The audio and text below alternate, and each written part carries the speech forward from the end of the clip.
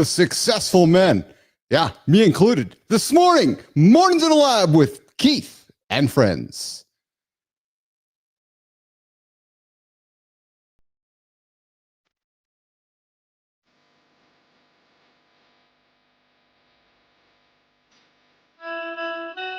Welcome to Mornings in the Lab, where when something negative comes up. Building muscle with peace, blood flow.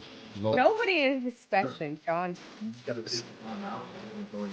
If the lady's saying that, you're just Being as a super Be entertained by fun over here. How have I slept? Has my sleep been good? Is that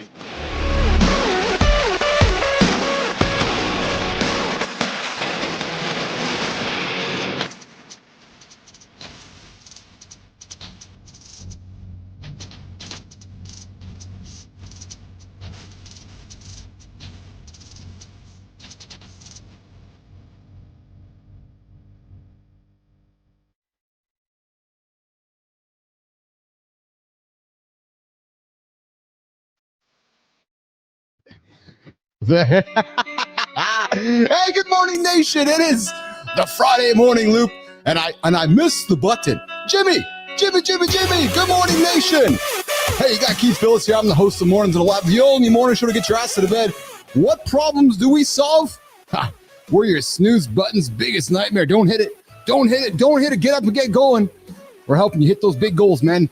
You got myself. I'm the host. I'm Keith Billis, and over there is Christopher Martin. He's sitting in Maryland. And we got our buddy John Anderson who's over there over in California.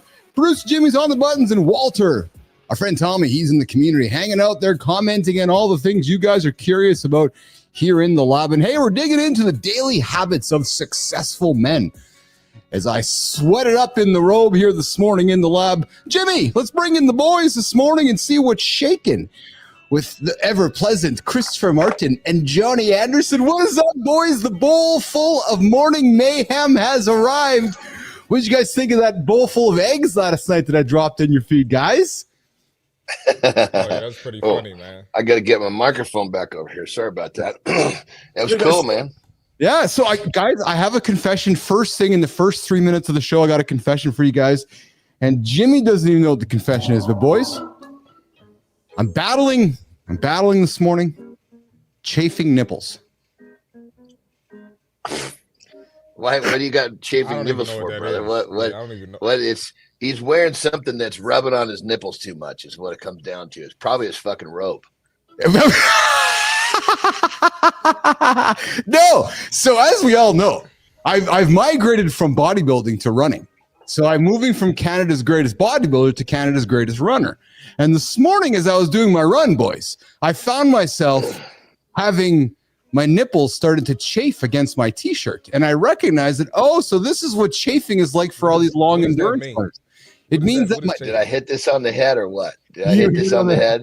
You hit it on the head. So what does it mean, Marty? It means when the nipple, I just want to get cuts with Jimmy cutting the nipple. When you rub the nipple against the shirt for extended periods of time, it starts to like rub. It's just like when your balls, you get sweaty balls and you're running and your balls start to chafe against your thick thighs, like thick-thighed human beings, like just chafe. You know what I mean? Like, you're not telling me what chafe means, though. You keep saying the word, but I don't know what. I'm trying to picture it in my head. Yeah, it means extreme discomfort. Would that be the best way?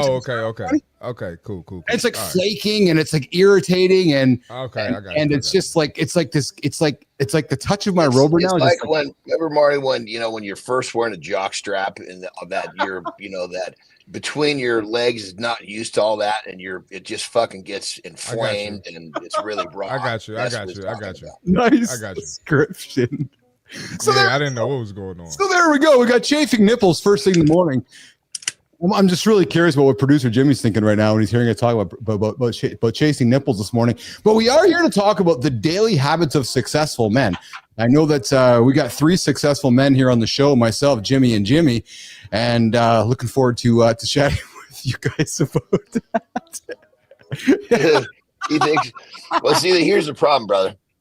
You often call us the fucking wrong names, so we don't really know if you're just off your fucking rocker or making a goddamn joke. I'm feeling good today, boys. Johnny, I'm feeling good, and I'm going to tell you why. So we know a couple days ago I decided to step up and lead the men out there that hang on the New Year's resolution stuff. I'm like, all right, I'll be the volunteer and get on that. boys, in 3 days, I have not had any processed foods. Like none. I feel great. I know. And listen, I've done it before. There's nothing new to me, but just I want to articulate to guys that are considering it. Like 3 days in, man. Like I have not opened a package. Like last night before I went to bed, I crushed some eggs and I crushed a little bit of low carb bread with my eggs. Johnny, I walked upstairs. Unfortunately, brother, you just fucking crossed the process line. Yeah, you know what? I knew you were going to say that, and I get it. I get it. So yes, so that's fair. That's fair. I did have a little bit of carbohydrate. It's like a buddy of mine in wrestling. He was a fucking alcoholic. Yeah, I didn't drink last night. I just had some beers. Yeah. So that's fair. Yeah, I can't stand that. Come on, man. So you are holding me accountable. So okay, so next time I go upstairs, I'm going to say, "Fuck, I can't have the carbohydrate bread," because Johnny's going to call me out on that one. But but what I did do, it's not the carbohydrate. It's the fact that it wasn't a potato or rice or something that wasn't altered by man. Keep in mind, your claim was, "I had no processed foods." Yes, you're right. You're absolutely right. So I will continue to make better decisions. I crushed a bunch of meat for stuff yesterday. I crushed a bunch of freaking meat. I went upstairs after our show yesterday. I went upstairs, Johnny, walked over to the pantry, Marty, dug into the bag of almonds, grabbed myself a little handful of almonds. There you go. Had a couple grapes because I just felt like I need a little bit of this little glycemic energy to keep my kind of a morning going a little bit. And then came back and went back to work. And I got to bed last night, boys. 9 o'clock. I was like, okay, I know today's gonna come. I gotta get my loop going, even though my to-do list, boys, was massive. I'm like, wait a minute. The to-do list will be here this morning. So I went to bed. It never goes away. You just basically you got to look at that list and you got to decide what out of this list do I need to get done today that's time sensitive, that moves the needle forward. Everything else carries forward. That's it, brother. But I bring it up because we all get so caught up. I got to get it done. And then you're like, wait a minute, it's there tomorrow. So I was like, all right. I created that awareness in my brain. I looked at it. I was like, okay, I know myself. I got to go to bed. So I did. Went to bed, had the hockey game on, thought about you two boys, made that little graphic of our 3 eggs in the bowl. I had some fun with that. And then, I think I sent it to you about 9:19, Marty. What was it? What's so forth, right? So you guys commented. I was waiting for Johnny's comment this morning. I knew I was going to get it first thing this morning. And that was that. So, I had a great day yesterday. Excited day today. Guys, going for dinner with Jory Jansen tonight. Never met Jory my entire life today. So we're going to go meet her tonight for dinner. We're going to meet her husband. And I'm going to have to convince her husband that why she gets up with us 3 days a week to hang out with these yahoos in the show in the morning. Well, what time is she and her time? What time is she on? She's going to be on here today in 30 minutes, 35 minutes. So she's here in Winnipeg with us. But what time? Forgive me. What time is it for her? Oh, 7. Yeah, 7:45 a.m. Oh, that's not too bad. No, it's fun. That's not bad at all. It's funny, guys. We can laugh together this one, but when I talk to people being a guest on the show, they're like, "Yeah, so what time do you want me to come on?" I'm like, "Oh, the show starts at 7." Yeah, so could we do it like at 9 or 10? I'm like, no. The show starts at 7. The show starts at fucking 5. Let's get this straight. Jesus Christ. I always hear that, 8 a.m. Eastern time. I'm like, God damn it. I understand everything's on Eastern time. The stock market's on Eastern time. The world's on Eastern time. But Jesus Christ, it's not fucking 8 a.m. over here. Anderson, I'm telling you, man. And listen, good morning, Caleb. I see you there in the comments. Good morning, PCX and Scrap. Good morning, Maldo. You are joining the biggest morning show for men over on the old YouTubers, LinkedIn, Twitch, all over the planet. We're streaming for men. Help you guys get your ass to bed. It's funny, Johnny, because when I talk to folks in the Pacific time zone, like since we've been working together, I have no time for excuses. Like no time for, but it's early. Like really? You have no idea. I got a buddy here who wakes up every single day at 3 o'clock to hang out with us. So no, don't give me it's early. That's why you're not John Anderson. Or get people, I'm busy. No, Marty shows up every single day for an hour and a half, then he goes to work. So don't tell me you don't have time to come and hang out with us. I'm up at 3 as well. Well, I mean, that's the difference. That's the difference in creatures. Every creature has their own standards, has their own limitations, which they set on themselves. And, that's unfortunately we run into the ones that have freed themselves from limitations, the ones that don't even realize that they're being held back by them. Yes. Good morning, Adam. I see you there in the comments, brother. You are checking in, my friend. I'm glad you're checking in. Adam is racing towards the $1,000 check-in. We got this contest going. More details dropping next week, guys. I've been working on progress instead of perfection. We get so focused on it's got to be perfect, got to be perfect, got to be perfect. No, I'm going to get it out there. We start talking about it. But to Adam, expect more details as we get into next week. But I'm glad you're checking in there, brother. Happy to have you on the show. Hey, Marty and Johnny. So guess what? 2025 is the year where, hold on, I got some notes here. Is 2025, boys, officially marks the start of a new human generation. Yeah. I saw that. What do they call this? What is the next one? What's it called? Yeah, it's interesting to me, boys. So Johnny, your granddaughter's being born right now. Marty, your kid's going to be born here because I'm suspecting you're going to be having kids in the next 14 years or so, probably. Gen Beta. So kids being born Beta, today. that's right. It was Beta. Yeah. Beta, that's right. Yeah. Gen Beta. Then you got I don't Gen. know that. What is the actual definition of Beta? I think of like Alpha and Beta. I don't know that if it's like the weaker of the two. I don't know that I'd want my generation to be called that, but unfortunately, that's what's fucking coming down the pipe. You know what's funny, Johnny? People talking about that, going, "Hey, if you're gonna have a kid in Gen Beta, you might want to ask if they can change the name because you got like a Beta kid behind the Alpha kids. It's like, oh, you're the second best, right? You're Beta. You're the test case, right? So Gen Beta starts now. Babies born between January 1st of 2025 to 2039. And I get this, guys, get this.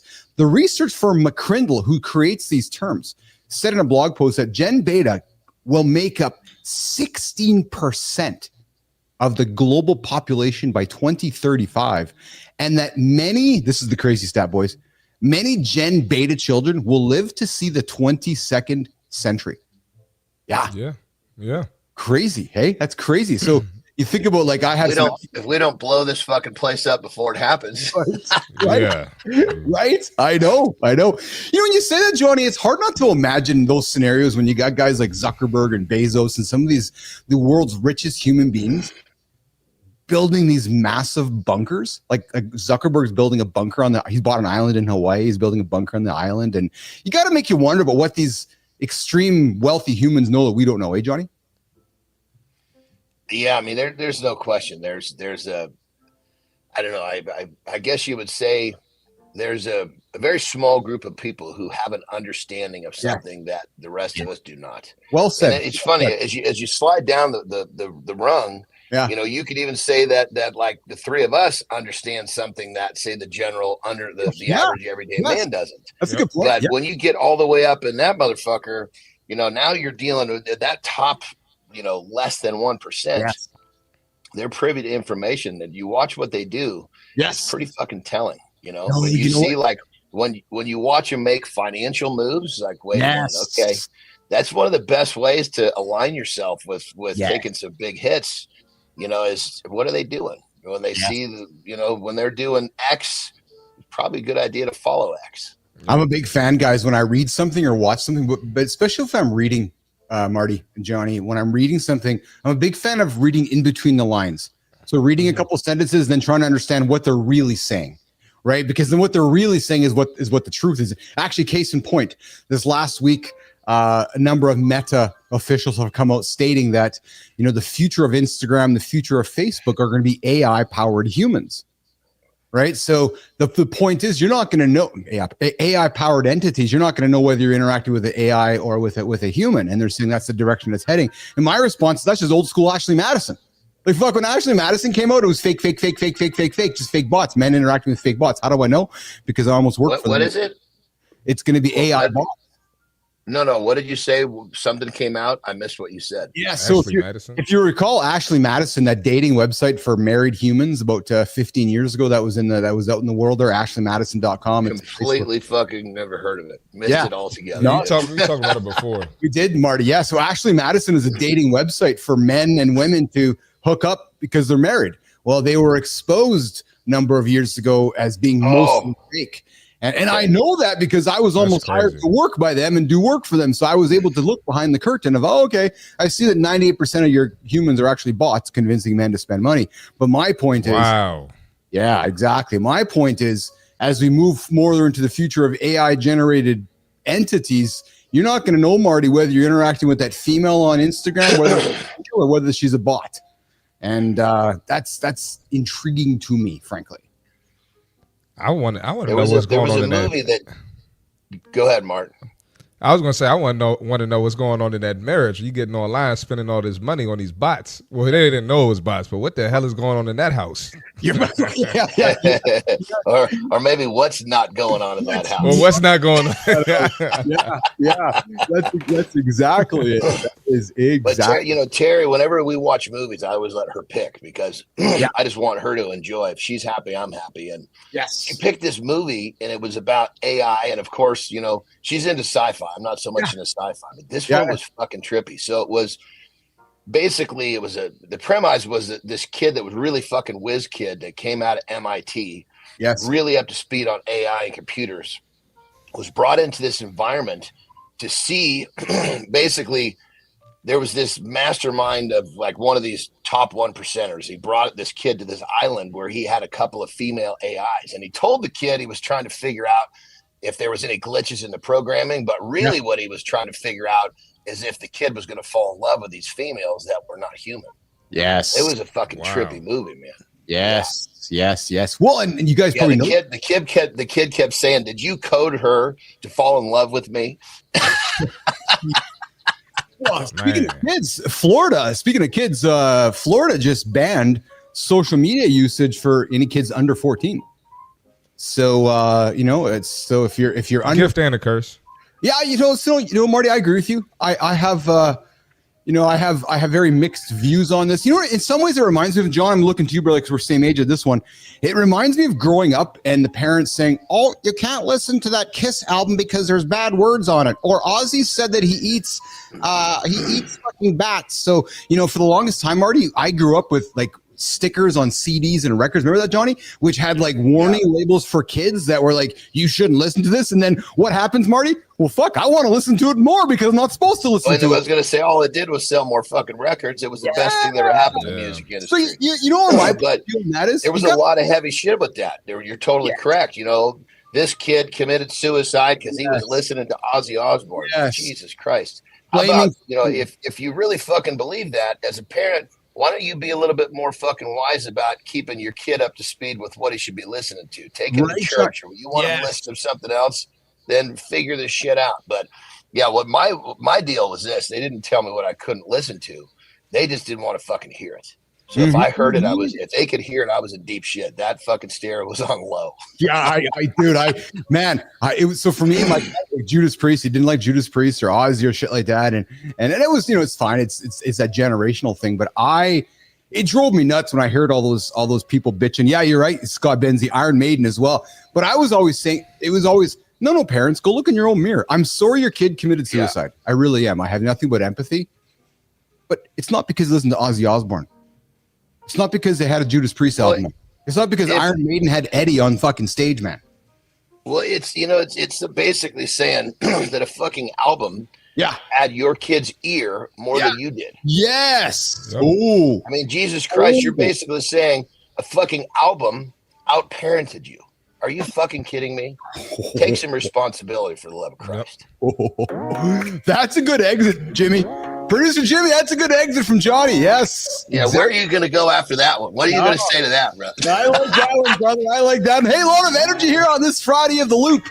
You got Keith, you got John, you got Marty. The first week of 2025. We're going to get the accountability check-in. With Shaking Benzie, with Shaking Adam. Good to have you here. All right, guys, listen. I got some truths for you here right now. Boom, boom. Everybody wants change. Yeah. Until it's time to get dirty. Here's the thing. Change is simple, but it's not easy. No, it's waking up earlier. It's saying no to distractions.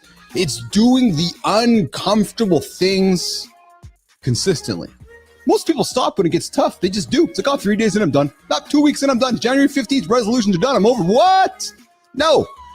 Business athletes don't stop. We lean in when it gets harder. So I want you to ask yourself today, do you want the result?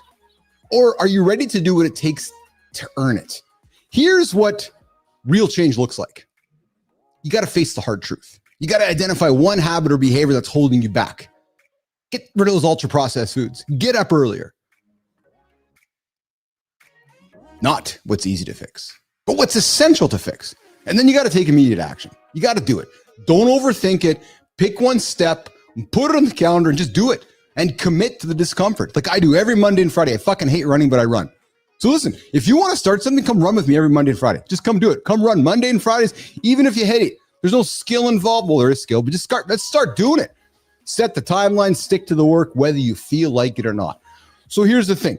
Change doesn't come from a grand plans or perfect conditions, boys. Nope, not at all. It comes from ruthful honesty in your own mirror, bold first steps, and unrelenting consistency. Day after day after day after day. Stop waiting for the motivation. Now, you're not going to get motivation here. No, you got to start building that discipline, creating those big habits. The process, it's not glamorous, trust me, but it works. So here's what it comes down to. The question is, will you, or are you going to roll over and go back to bed? There's your accountability check-in. Getting after it. That's it. Endless escapes. It's discipline, discipline, discipline. Thanks for tuning into the show. I invite you to subscribe to the channel. Tell your friends about the greatest morning show you've discovered here for men. It's called Mornings in the Lab with Keith and Friends. I'm your host. I'm Keith Billis. I'm the robed leader amongst friends here with my buddy Christopher Martin, one of the guys in the Bowl of Mayhem, joining me from Maryland. We got Johnny Anderson as well.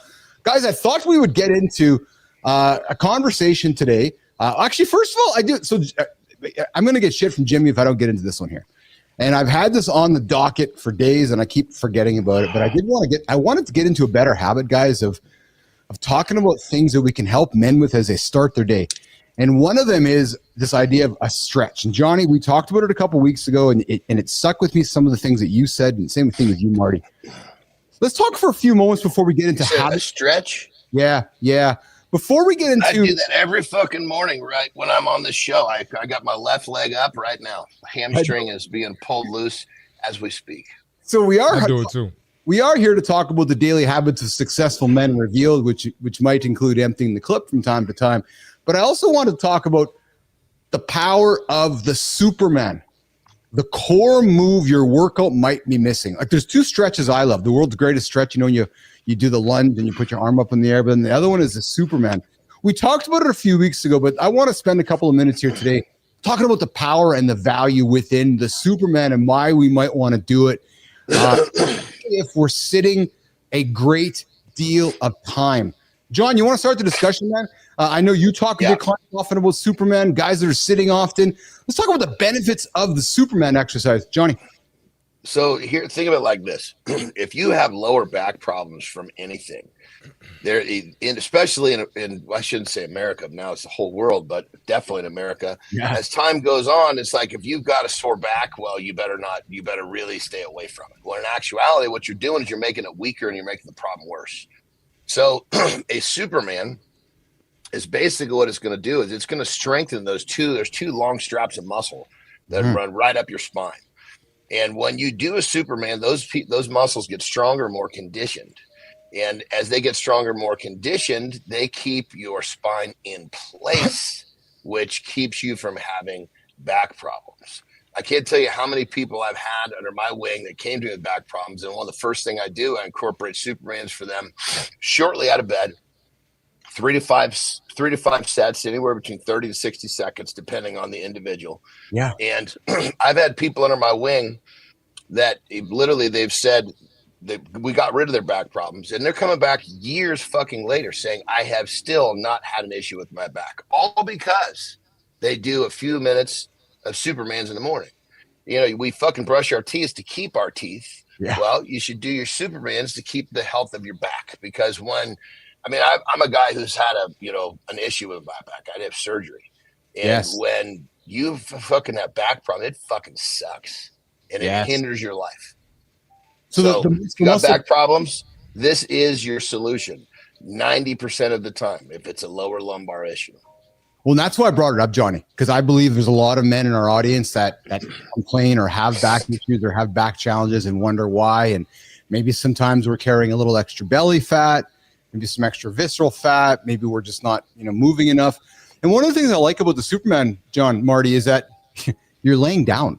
So for guys, if you're lazy, and I'm having some humor in this, but if you're lazy, go lay down, go lay in your belly and stretch. Like there's the effort involved. Yes, there's awareness and you got to have effort, but John, the effort is You're laying down. And there's also a hidden value here because generally speaking, the people that have back problems, Yes. like you said, they're sitting too much, whatever it is. Yes. Yes. These motherfuckers have a hard time getting down, up and down off the floor. And they never do it because they live lives where they're protecting their back, which means they're rarely ever going to get down on the floor. Well, if you get up and down on the floor just once a day, you'd be pretty surprised how much easier it gets by the end of the first week. I never even thought about the simple, like, so again, talk about functional movement, right, Marty? Like just get it, like you're 40, 50, you're having trouble tying your shoes or putting your socks on. Like just that age itself, like getting down and then getting back up again is an effort, isn't it, Marty? Yeah, I got to add my 2 cents in. You know, yeah. So I actually rarely do Supermans. They're a great exercise. It's just something I don't prefer to do. But brother, you're doing all the other exercises that makes them kind of obsolete. Exactly. That's exactly where I'm going too. So if your back is hurting, that's a key indicator that you need to add some things in. You're not doing something right. So that could be tight muscles or weak muscles, right? So if you got tight muscles, I would recommend warming up your body before you work out. Stretch after you work out while your muscles are warm and they're loose. Then you need to focus on hamstrings. You probably have weak hamstrings and weak glutes if your back is hurting. So just like Johnny said, that's not a sign that you need to stay away from your back. That means you need to give it some attention and you need to do something about it. So just my 2 cents on it. Yeah. Check this out. So I had when I had my gym, right, it was I work with people in person. And so it seemed like I had all these young, whippersnappers that were trying to get D1 scholarships. And the other side of the equation was the wealthy dudes that were having a really difficult time reaching their goals. So I had a number of clients that had this problem and many others. And part of their workout, they would do 10 repetitions of going, I called it feet to belly. They'd go from their feet to their belly and back up. 10 reps. These motherfuckers would be wiped out after 10 of these. Because that's how little they were doing this movement. So that's all it was. All I did with them was functional movement. Like when they're doing squats, I put a fucking chair out. Okay. Pretend it's a toilet. I want you to get up and down off that thing 25 times. I just took movements that applied to their lives. Okay, you got kids. Your kids want you to get on the ground and play. When was the last time you got to your hands and knees? I don't even remember. Well, get on your hands and knees right now, motherfucker. Oh, Johnny, I love that. I have a friend who played professional hockey, and he's a big believer in the things we're talking about. And when he often talks to his male clients and female clients from the coaching side of things is get in the habit of crawling as an older human. Like just get on the floor and start to crawl. Right. So like if you're 60, 70, 80, 90, like if you can go out of this world like you came into the world, you're in a pretty good place. And just as having this ability to crawl, because I would imagine, John, 60, 70, 80, 90, there's probably humans that have been sitting their whole life that don't even know how to crawl anymore. So just the idea of crawling, the value of crawling, Johnny. And maybe even shit your pants when you're crawling. Then you're really getting back to where you started from. That's crazy. We got a comment from Scott Benzie here, boys. Scott says, question. The old saying was that every 10 pounds of extra weight in the stomach is an extra 100 pounds of pressure on the back and 25 extra pounds of pressure on the knees. Yeah, probably something to be said for that. I'm thinking probably largely anecdotal, but I got to suspect there's something to be said for that. I know it doesn't help when you have that extra weight hanging around you. Well, and there's no question that's part of the equation, but you can lose weight per se, which of course I'd love to people to lose fat, but it doesn't strengthen the areas that are weak. Yeah. Hey, Johnny. So Jimmy has a couple questions you want me to throw at you here, which is let's talk about incorporating Superman into your routine. What would be the simplest way to do that, Johnny? I would have it stacked with brushing your teeth. Most people get up, they take a piss, grab a cup of coffee, they brush their teeth. So when it's time to brush your teeth, I would do the Superman right before, largely because, a lot of times the brushing of the teeth is the starting of the get ready process. I always do it in the front end because if I drip toothpaste, I'm not dripping it on my fucking clean shirt. So that's a little bit of toothpaste on a black shirt. It's changing the shirt time. So I would just habit stack it, with brushing your teeth. Get on the floor. And a lot of times people get bored because there's a little break between. Well, fuck, now we live in the age of technology. Put something that keeps you occupied in your fucking ear, whether it's music or a podcast, and basically have maximum 5 minutes of self-improvement on the floor. So you just habit stack it and brush your teeth. That's what I would recommend. That's it. Hey, you can put our show on. Hey, good morning, you guys in Substack. I see you over there on the camera. I invite you to come check out the full show over on YouTube, LinkedIn. What's up, Adam? You're all over the place, Adam. And then, boys, my last question from Jimmy to get some good B-roll into the cut here is just quickly explain. Johnny says Marty doesn't do Superman because he's too fulfilled on doing all these other awesome exercises. I don't do them a ton either. Like if I'm, let's just say that I'm banged up and I'm not deadlifting or squatting because the knees bother me. Yes, I'll be Superman like a motherfucker. There you go. But if I'm squatting and I'm deadlifting, it's basically taking care of the Superman scene. Yes, perfect. Yep. And you can see on the screen here, guys, how to do the perfect Superman.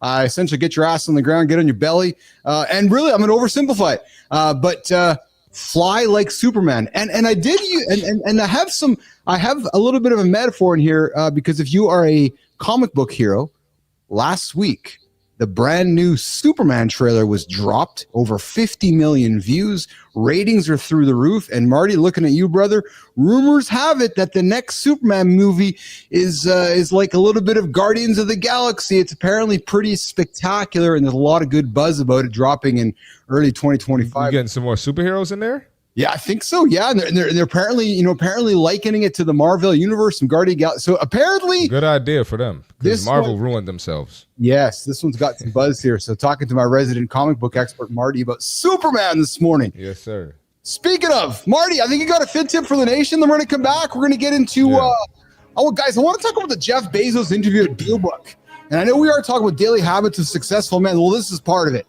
Because there's some nuggets here, guys, that you guys, if you're running a business, if you're taking care of yourself, there's nuggets here to help you guys get going. Marty, get after it, brother. Yes, sir. All right, I got two things today. We're on that path talking about the Supermans and lower backs. But listen, if you neglect your fitness, you're on the road to disaster, right? Think about it like this. You have to look at your fitness like you look at other areas of your life, right? So if you look at your finances, right? Let's say you got a credit card and you just keep swiping it. You don't pay the balance off. That's going to turn into a freaking disaster. You're going to hit your balance and it's going to ruin your credit score, right? If you don't pay attention to your girlfriend or wife, disaster, right? She's going to end up leaving your ass. If you don't pay attention to your business or your job, if you have a job and you just don't show up and you neglect it, you're going to get fired. You got to treat your body the same way. If I'm doing all of this sitting, right? If I'm sitting on planes, sitting on the couch, sitting at the basketball game, sitting with the friends, not moving, not stretching, it's going to turn into a disaster. And eating whatever you want on top of that in a caloric surplus, it's going to turn into a disaster. So treat your fitness like you treat other areas of your life, because there's no way you're going to neglect those things I just mentioned earlier. And the last thing I wanted to mention, you have to learn how to receive the message without paying attention to the tone, how the message is said, or even who the message is from, because you might get a solid tip, a solid message from someone who you don't necessarily want to hear from. That can be your spouse, that can be your kid, it can be your boss, it can be your personal trainer. You might not want to hear it, but if they're telling you the right shit, guess what? You need to listen, and you need to be able to apply it to your life without getting emotional and getting your emotions involved in it. So that's the two things for today. Don't neglect your health and treat it like the other important areas of your life, and learn how to listen to the message and not the tone or the messenger. That's the fitness tip for today. I like that. I like that a lot. Because often we get pissed off at the messenger, eh, Marty? Like, fuck, I don't like what Chris. I don't like what Chris told me. Oh yeah. Even though you're like, well, no, but I'm just telling you some facts, Mr. Billis. No, I don't like you, Marty. Just the messenger, man. Just the messenger. Yeah, right. I mean, just the other day, somebody was like, I saw something on Twitter, and the guy said something true, and when somebody in the comments said the guy with no backbone said that, and it's like, was it true or not? So it's just, it's crazy, man. All right, we're gonna get into a big conversation today about habits for the daily habits of successful men revealed. And I thought what we would do with this conversation, guys, is lean into a conversation that Jeff Bezos had with Charlie Munger at a recent deal book summit. And I've got a whole bunch of points here that I'll throw some on the table, which I think are really good ones for us to consider and discuss. And let's talk about them. So one of them is, the first one is, and I think we're all going to line up with this one. It's human nature to overestimate risk and underestimate opportunity. It's the whole idea of, well, what if you did succeed? Most often we don't do something because we're scared of failing or we're scared of the risk. We rarely consider the opportunity of actually succeeding. Who wants to go first? That's our brain. That's fucking programmed to look at the bad, not the good. It is. What's so goddamn funny? No, it's just because the way you're chugging. You got the cigar in your mouth, man. That's awesome, man. That's when you get it nice and soft, you can talk it in your mouth. I love it. Entrepreneurs would be well advised to try and bias against that piece of human nature, the one we just talked about, because the risks are probably not as big as you perceive, and the opportunities may be bigger than you perceive. And I love this one because, John, you're right. Your brain is saying, well, no, Keith, you can't do it, man. You're not going to do it. You can't do it. No, there's no way you can do it. And then we tell a story to ourselves, and then we convince ourselves of that. Marty. Yeah, if you look for an excuse, you're going to find one, and it's easier. Yeah. It's easier to be negative than positive. I don't know. I don't even understand how that works for the human brain, but it's just easier to be negative than positive, and it's human nature for us to go against what we need to do. Like, we're automatically going to want to run away from the pressure, run away from the hard situation. So it's just human nature. You got to go against it. Well, so then, and the thing about it is, I have never met a successful person in person, or even like if I'm just consuming their content. Yeah. That hasn't been point blank. If you want to get ahead, you got to start taking some risks. Yes. You got to be okay with some loss.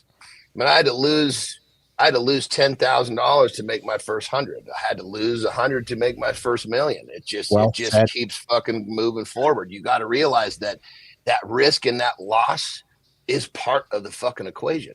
If you want to make an omelet, you're gonna have to break some goddamn eggs. I love it.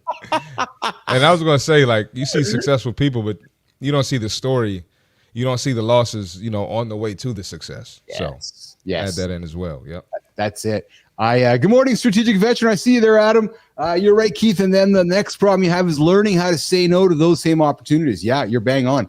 And we were talking gambling yesterday, and Johnny, I always like to laugh at folks that sit down with their at the VLT and they're going, "Yeah, I'm going to win the max." Oh, but you're only playing one quarter. No, but I want to win the max. Well, no, you're not going to win. You're going to get minimal payout with minimal play. So if you want to win max, you got to go in with max. And sometimes, to John's point, you got to take some risk, and perhaps it's measured risk to get some measured payoff. Well, do you want to make your dollar with 100 fucking pennies or 4 quarters? Yeah. I like the idea of having fewer moves to get ahead. Yeah. Which means I got to put a bigger fucking bet on the table. Oh, I'm okay with that. Well, then the next one Bezos talks about, boys, is thinking small is a self-fulfilling prophecy. Now, there's so much truth in that because there's the brain again telling us, right? And I'm going to suggest many of us entrepreneurs think here because we're scared to think here. I can achieve that. It's just a small thought. Now think bigger, boys. I fall back to you peel it all away. Yeah. I asked myself a question. Yeah. Are you playing to win? Or are you playing not to lose? Oh, yeah. And if I'm playing not to lose, I got a fucking problem. Am I playing offense or am I playing defense? Because the best fucking defense is a good offense. Oh, no question about that. No question. And it's just you just got to ask yourself these questions daily, because our brains are programmed to have us play defense. They're programmed to have us play not to lose, when nobody's getting ahead that way. Good morning, Andreas from Germany. I see you there, brother. I see you there in Substack. You come find us here on YouTube or LinkedIn. But I see you there, Andreas. We're going to get you on the show, Andreas, in a couple of weeks when you get back from your holidays there over in Germany. But boys, the next thing that Bezos talks about, and I think you're going to like this one as well, guys, which is I wake up and follow my curiosity. I think I made a post with this yesterday. I think the greatest gift we have as men is being vulnerable and being curious. And the moment you lose both, you might as well go start digging a hole in the ground. Get up and be curious. Man, the moment we stop being curious is the moment death is on your door. And I've met too many men, boys. Again, looking at you, Johnny, on the demographic thing, guys that start, that are like, I can't touch my toes, or they're bitching, but they're racing towards retirement. They've lost all, exactly, Marty. They've lost all curiosity in life. You follow me, Johnny? You met those guys before? Yeah, they've somehow, some way adapted, and let's strip it down. Let's strip it down to the basics. They've somehow adapted "I can't." Yes, as their mantra. And when you say "I can't," you're releasing responsibility, accountability. Can you touch your toes? When you say "I can't," it's kind of saying "I don't want to." Yes. Another one he talks about. I was just going to say, when you have that mindset, you're just setting yourself up for failure. Nobody that got successful or hit their goal was like, I can't do that. And then they miraculously hit their goal. It doesn't work like that. Yes. It's going to be difficult. It's going to suck, but I'm going to do it anyway. Yes. I love this next one from Bezos. And gentlemen, I'm looking at you who are running meetings and running businesses or being an entrepreneur with your team. He talks about, I want crisp documents and messy meetings. The memo should be like angels seeing from on high. It's so clear and beautiful, and then the meetings can be completely messy. I want to lean into this for a quick second. I know I've been involved in too many meetings and conversations and groups, especially with my ICUC days, where it's PowerPoint, and they just spend their time going through the PowerPoint and then putting all the work onto the folks that are sitting in the room listening. Well, what Bezos suggests is, no. Your job, if Marty's presented to me and Johnny, Marty should be working like a motherfucker, putting together a crisp document, answering all the questions, answering everything we possibly should need to know. The meeting starts. We all sit down and read the document for the first 30 minutes. Then we talk about it. But what Marty's done is he's answered everything in advance. And then what Bezos says is, I want the meetings to wander. And he also says, and I love this one as well, I don't know why we have an end time on a meeting, because if there's an end time on a meeting, we shouldn't meet in the first place. Think about that. Because if we're meeting to solve a problem. So I want the meeting over when the problem's solved. Exactly, Johnny. Exactly. Yet it's so often. It might take fucking 5 minutes. You don't always need 60. Boom. Yes. It might take you 3 fucking weeks. It might take you 3 years. I love it. I know, but yet it's because and I would invite you guys, if you're going to go into a meeting with your team today, ask yourself what you're looking to get out of it. If you're like, it's going to be done in an hour, well, then you don't need to have the meeting. Like, you probably don't need to have the meeting if you know what the end result is.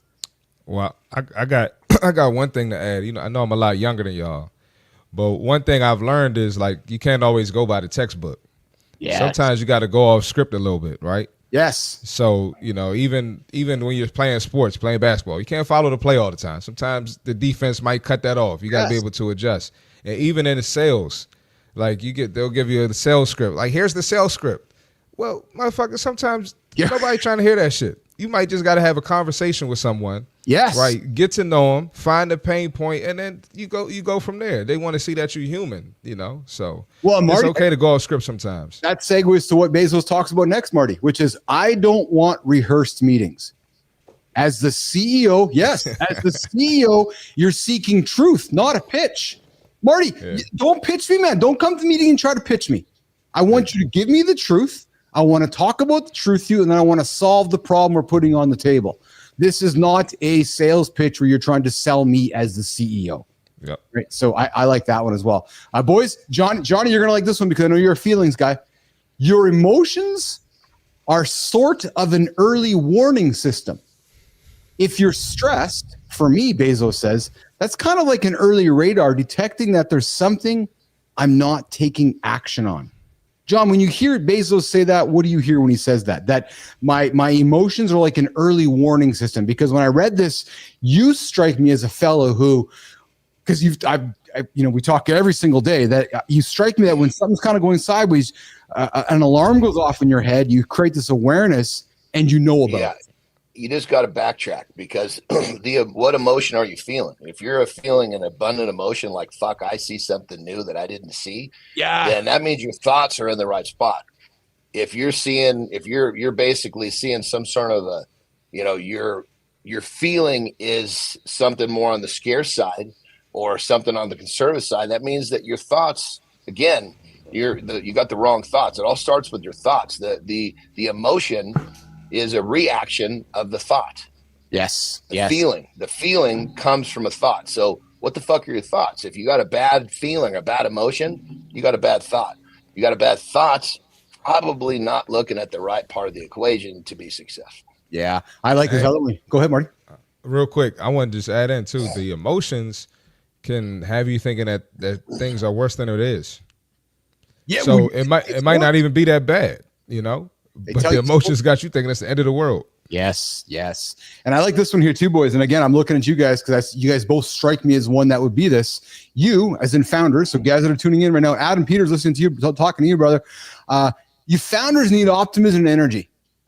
I don't know how some glum Eeyore type founders could ever lead a company to success. You have to have optimism. John, I suspect when you meet with your team, Marty, he doesn't go in like this. Okay, guys, we need to go talk to people now, and we got to do this, and we have to have that happen, and this is going to work. Right? No, I'm suspecting Johnny's going in and saying, all right, motherfuckers, let's go in there. Let's do this. He's got optimism. He's got energy. He's painting the picture. He's got vision. And even if some of it is just hype, he's leading his team to a destination. He's making humans believe. Johnny, I was going to say that you just hit it on the head. Yeah. That start of the day meeting is to put the belief in everybody so that we can go attack the daily goal that's on the table. Yes. If you don't believe, you're never going to achieve. I shouldn't say never, but if you don't believe what you're doing, the odds of you being successful is very, very slim. And that positivity, that enthusiasm, that abundance is very contagious. Yeah, I hear you. I say this too. It's nothing worse than a coach, when I used to play. It's nothing worse than a coach, if you're down at halftime or something, and the coach just throws in the fucking towel. He puts his head down, he's moping, he's blaming everyone, That's it's the worst. So you're headed to disaster if you have a leader who has that type of energy. Or the other side, I love this. I know you guys don't follow hockey as much as I do. This week, Patrick Roy, one of the greatest goaltenders of all time, in his own zone, pulled the goalie with a minute left in the game. They were losing, pulled the goalie, put another player on the ice. And the team was like, what the fuck you doing, man? Like we're in our own zone. He's like, well, yeah, we're losing. So here's the thing. If we win the draw, get the puck, we have a chance to win. Again, Johnny, it's like sitting at the black side table and you're sitting there on the soft 16. I'm sorry, a dealer sitting there with a soft 16. You're like, well, fuck, I got to hit because I'm already losing. Right? It's that idea. Yeah. Are you playing to win or are you playing to lose? Exactly. So you've already lost. And I'm happier swinging for I can sleep at night knowing that I fucking swung the bat as hard as I could with the best intention I could versus if I sat there like a fucking pussy and watched that fucking fastball come in hot and it might have been the one I needed and I was too afraid to pull the trigger. I can't live with that. I had to go to sleep well with that. That's it. And then Johnny, before we do the lifestyle tip, one last one, guys. I like this one that Bezos puts, which is there should be a list of where they rank people by how much wealth they've created for other people instead of a list that ranks your own wealth. So what he's saying is that who cares how much wealth Musk has? How much wealth has Musk created for other humans on the planet? Was that a jab at Musk? No, well, no, or anybody, or even Bezos, but I find that fascinating, right? Because we're so quick to judge how much money Marty has or Johnny has or Keith has. Wait a minute. How much wealth did Keith generate from investing into 50 other men? or women, or you know what I mean? Like that to me is a fascinating stat. Less so about how You much flexing right now, Keith? Nope, not That was a flex.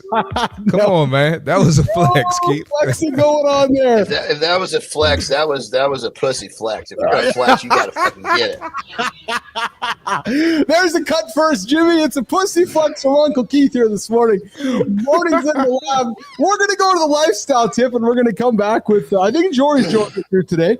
I don't see her in the green room, but I think she's coming here today to talk to Leucine. If not, we're going to keep the chat going about daily. There's Jory. I see her there coming in a second. So, Johnny. Hey, will you two get the hell out of here, please? Jimmy, get us out of here. For the love of Christ. All right, many of you guys are working on a goal because it's the first of the year. And here is the message. It doesn't have to be a perfect day.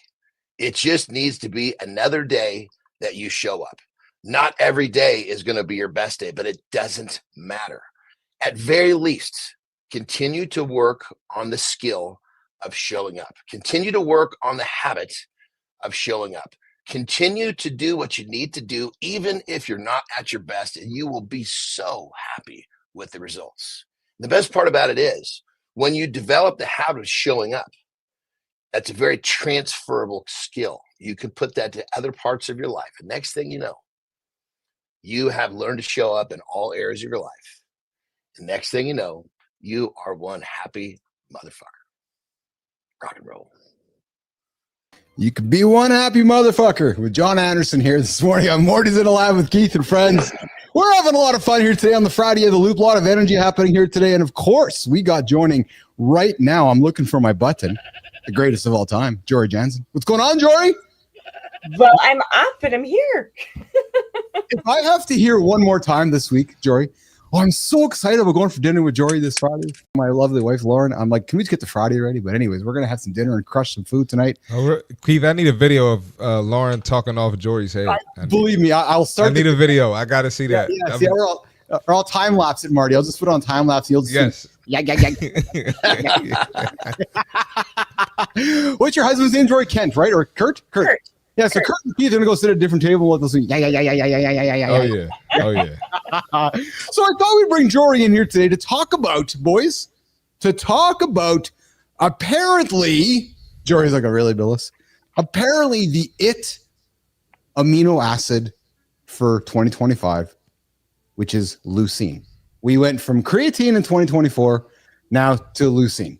So, Jory, let's start off with you before I roll over to Johnny and Marty. But what is leucine and why are we talking about it, or apparently talking about it so much in 2025? Is it like the migration from, okay, we're off the creatine now, we got to go to the leucine? Jory Jansen. I wouldn't say we're off the creatine. It's, there's creatine and also there is, the leucine. And leucine is an essential amino acid, and that's basically an essential amino acid is an amino acid that we need to get through our diet or supplementation. Yes. And but the importance of it, I think the why it's going to be 2026, and on, I think it's important because we are aging. If you're human, you're going to age. And a lot of people still don't understand the importance of protein intake, and in particular leucine's role in saving our skeletal muscle, because the ability to make protein as we age significantly declines. We actually need higher amounts per sitting than our younger versions of ourselves. So it's really important to get that amino acid in, but that it's not only leucine. Leucine works with other proteins. So we don't want to, forget about balance from meals, but it is an important role, and especially if we're many of us are looking for weight loss right now. Yeah. Body composition change would be the better one. We know that, yes. But people like to look at numbers, and yes. The scale is easier than going and getting a body comp test done. It's more convenient. So leucine helps with that. So that's one of its big roles. So let's get into the benefits of leucine. I got a few of them here. Let's talk real quick. Let me just jump in real quick. I want to just point out one thing that Jory said that was so important. Too many people keep trading one thing for the next. It's not a trade. It's in addition to. You know, it's like you learn all these little things that are helpful, and you keep one as you adopt another. Next thing you know, you've got a bunch of these things that are, as a group, actually have much more punching power. So if you're thinking, oh, I'm going to do this one and I'm going to not do that one, you're kind of defeating the whole purpose of gathering the data and gathering the information to move ahead. Yeah. Can I add one thing? Please, Marty. I just want to say, Jory said body composition, right? When you hear body composition, you have to think longevity. All right, so this is something that's going to help with muscle recovery, keeping the weight off, your metabolism. So, keep those in mind. This isn't going to be a quick fix thing. This is something that's going to benefit you for the rest of your life. So that's why you put it in and you leave it in. I got kind of a question for you three, because you three are from the fitness industry. I'm like the shoulder guy around this thing. Why do humans, I got to take the glass off for this one for you guys. Why are humans still confused about the benefits of protein and about this whole idea that I want to be strong as I get older? Like, am I just because fucking Triscuits taste better? That's why. But it's such a, pardon my language, guys. It's such a strong. Keith, say that again. Your camera went out. I'm like, I don't know about you guys, but if I'm 70 or 80, I want to be strong. Like, there's no rocket science in that. Like, there's just no, like, that's just simple. 1 + 1 = 2. But yet we get still people going, but why do I need protein? Well, no, but that's what makes you strong. We're not trying to build bodybuilder John here or jacked Marty. You just want to be strong to crawl when you're 70 or 80. But yet, Jory, you come on and people still don't know why they should be eating protein. And I saw some stats going, you should eat more protein. Duh. I'm sorry, just a rant there. But why is it that, guys? Like, why, Jory, people come to you in your profession, how much protein should I eat, Jory? I think, a lot of people that come to me, depending on what age genre they're coming from, the younger ones are more aware because the education is out there, right? The science is building. Right. More people are involved in this world. When I started, into getting into this world in 1995, it was new. It was like I could handle every sport nutrition opportunity in Little Winnipeg, Manitoba by myself. It was new and people were still skeptical. Whereas now people are understanding more. There's more research. There's more research happening on women, not just men. I see. So I think that the generations as we move forward, I think they're going to be more knowledgeable. Whereas I look at my parents and I'm like, you need more protein. They're like, well, I just eat once a day because I'm not hungry. I'm like, right. It doesn't matter. I want you thriving, not just existing, right? So I think if we look at who we're working with, it makes a difference as well. But yeah, and there's so much mixed messaging because we're always looking for the next best thing. Well, and social media is always giving us something, right, Jory? And that's why we always got to ask ourselves where the source is coming from, right? Yes. Yeah, right. Yeah. I heard something fascinating a couple weeks ago from actually one of our guests in the show here, Dr. Rizolko, and he made a comment, and I think you'll like this one as well. But so I'm seeing Good Times comment here, which is the food pyramid had us thinking all wrong. Well, what I loved about Dr. Rizolko's comment, which was he's like, okay, let's think about 3 things here. You got essential fatty acids, keyword being essential. We need essential fatty acids to live as a human being.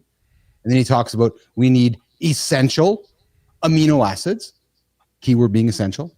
He says, but nowhere have I seen in the food. But hold on, you got to explain where those essential amino acids is protein.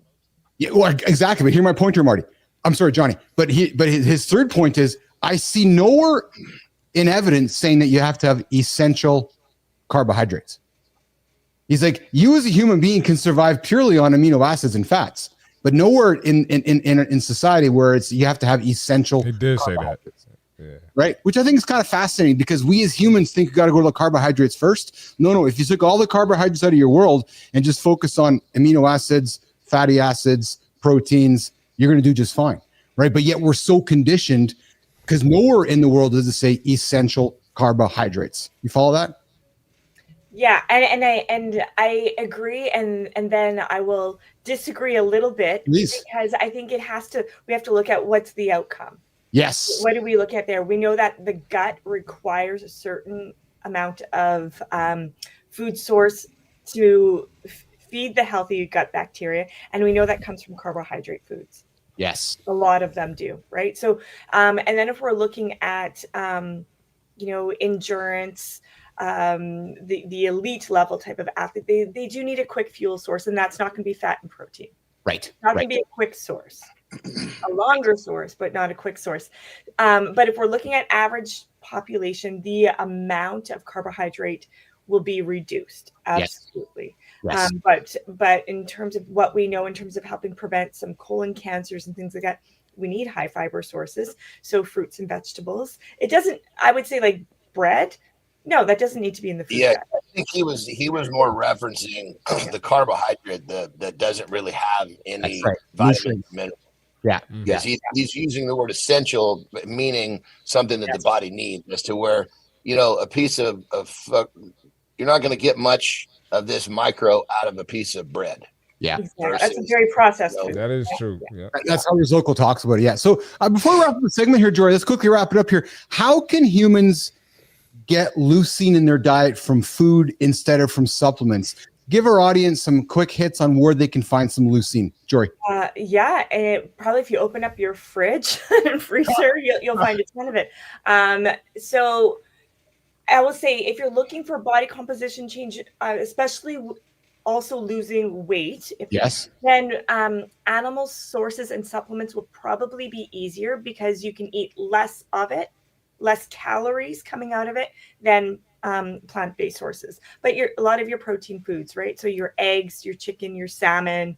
You could also go to quinoa, edamame, but to get that 2.5 gram hit, at least three times a day, it's going to be easier to get to your goal to go with the animal sources and supplementation, like a whey protein powder, for example. Yeah.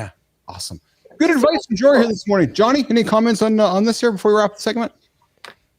Yeah, I mean, this is what, just like Jory said, this is one of those that if you're eating properly, you're going to, for the most part, take care of this. Yeah. Of course, if you want to be safe, you can use a supplement. One other thing, kind of going back as we wrap this thing up, we talk about eating more protein.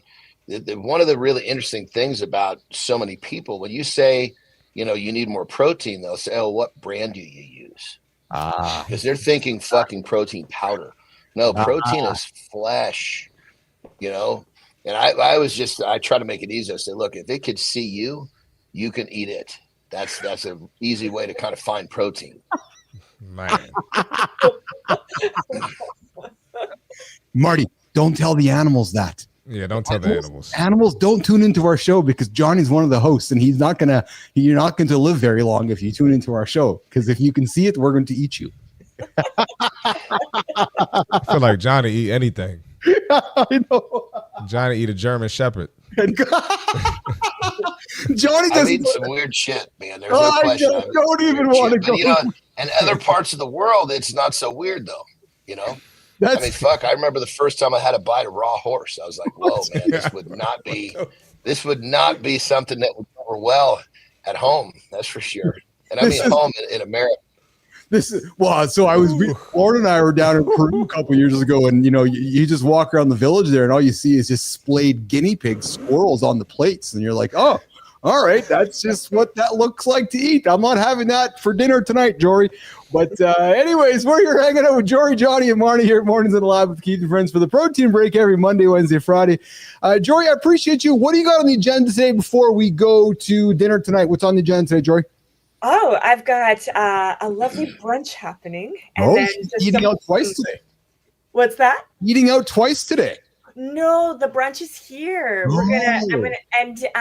It's gonna be really fun for me. I don't know about the people that are coming. We're gonna make some beet smoothies and high protein pancakes and just some fun stuff that they might not typically think of for brunch. Fun. Awesome. All right, well, listen, Jory, we'll see you later today. Thanks for hanging out with us today. We talked leucine with Jory Jansen. Guys, you know how to get it. Look for something with eyes, kill it, eat it. You're going to get your leucine. There you go. Don't eat raw horse. Don't eat raw horse.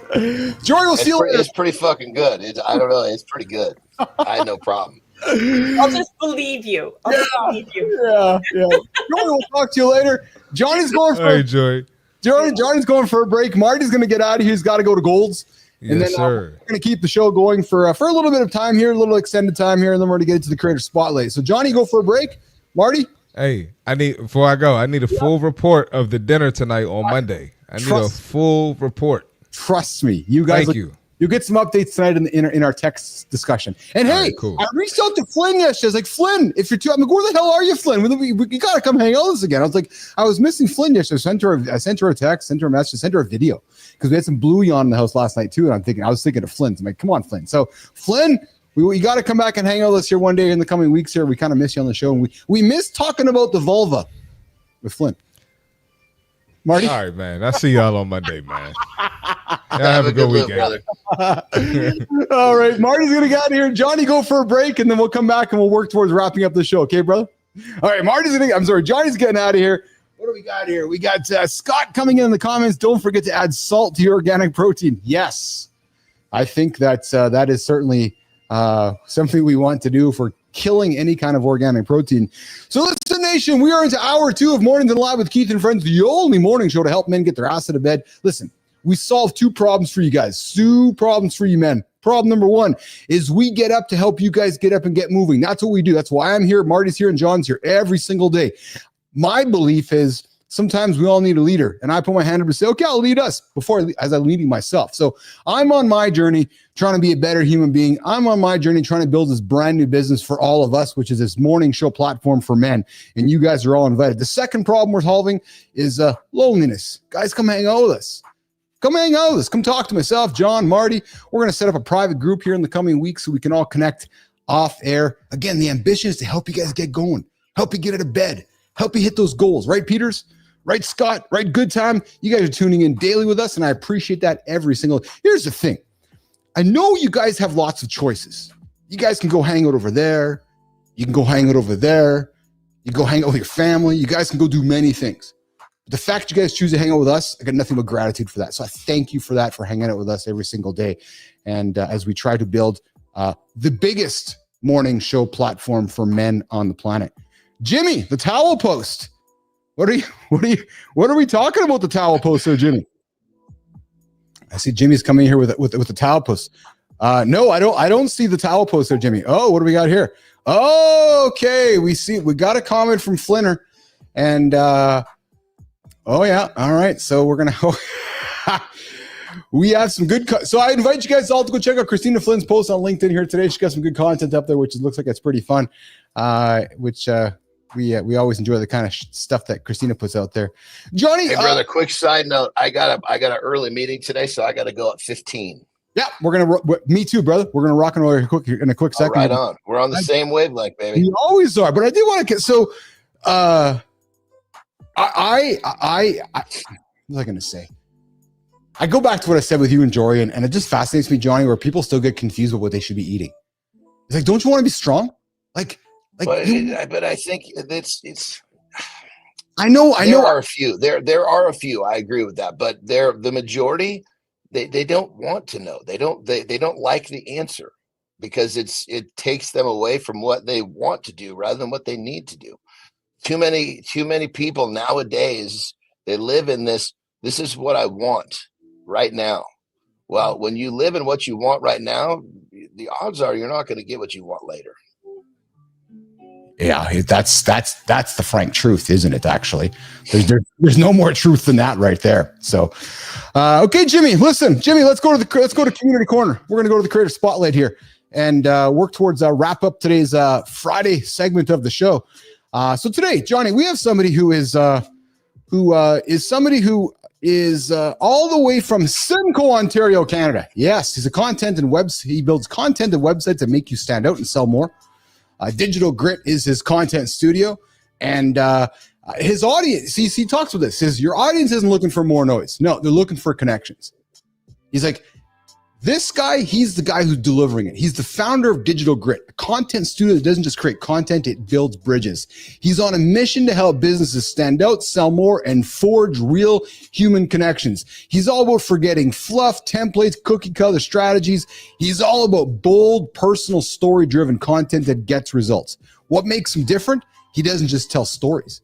He turns them into trust-building machines. Oh, I like that. His secret weapon, you'll love this, Johnny, simplicity. Simplicity that cuts Come through on, baby. chaos. I know it's speaking your language, right? Simplicity that cuts through the digital chaos.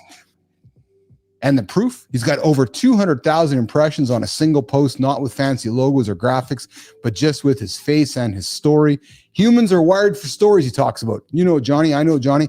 He's all about writing stories. So today, Mornings in the Lab with Keith and Friends is ridiculously excited to celebrate here today. This fellow, which I am going to pull up. Jimmy, I got him on the horizontal, Jimmy. We got this morning, Mornings in the Lab with Keith and Friends is ridiculously excited to celebrate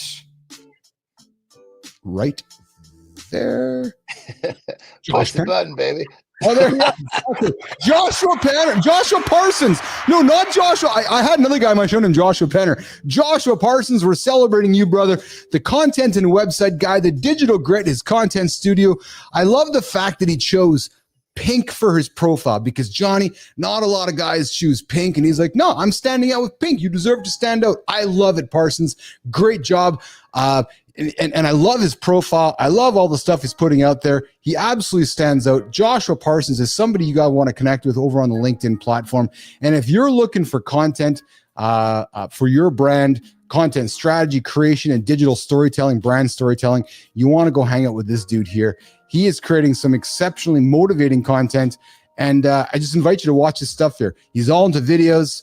He's got a good stash. And I was going to say, I'm digging the stash. Me too, man. I know. I'm loving the stash. It's funny, Johnny, because the stash is kind of like a love or hate thing, right? I'm thinking like some females like, oh, the mustache. Russ dudes like, yeah, man, fucking bring the stash on, right? So it's such, and the stash, Johnny, is so representative of an older era, isn't it? It's like you kind of see the stash, you think about like, I don't know, 60s, 70s, 80s, like that stash, right? So I love how Mark Parsons is rocking the stash. So Joshua Parsons, we're here to celebrate you here today, brother, on the Creator Spotlight Mornings in the Lab with Keith and Friends. We'd love to have you on the show. So we're going to knock on your door. We're going to celebrate you, and then we're going to invite you in because I'm thinking there's somebody in your orbit who you want to celebrate that we can have on the show and we can celebrate alongside you. So Joshua, there's your celebration, brother. There you have it. All right, Johnny, what do you got going on for the weekend, brother? We're going to work towards wrapping up today's discussion. What a good show today, man. Oh, man, I love the energy. Good topics to talk about. What do you got going on in the loop today, pal? The weekend loop. You know, it's just, it's not really the weekend for me. You know, I just keep kicking ass, baby. But I think, one of the things that's going to be kind of fun is, so Terry actually got a little bit, I guess she says she got a little restless and she wanted to try to ride her dirt bike. So we got her on there and she kind of just putted around on the street, and just not any real nasty training. She was good. Yeah. So I think we're going to we'll ride at some point this weekend, whenever she's feeling up to it. I love that you said Terry's feeling a little bit restless. No shit, she's married to you. I'm thinking that there's not a lot of, because I'm thinking that she's like, John, I gotta go. Right? I gotta go. My shoulder's fine. He's like, no, honey, slow down. Right? She's like, no, I gotta go. So that's awesome. That's fun. Yeah. So it'll be because she gets a lot of enjoyment out of that. That's awesome. So she was really bummed when she got hurt because, we would ride, sometimes 3-4 days a week. That's awesome. So do you guys do tandem? You guys eat car a bike and you guys go and explore basically?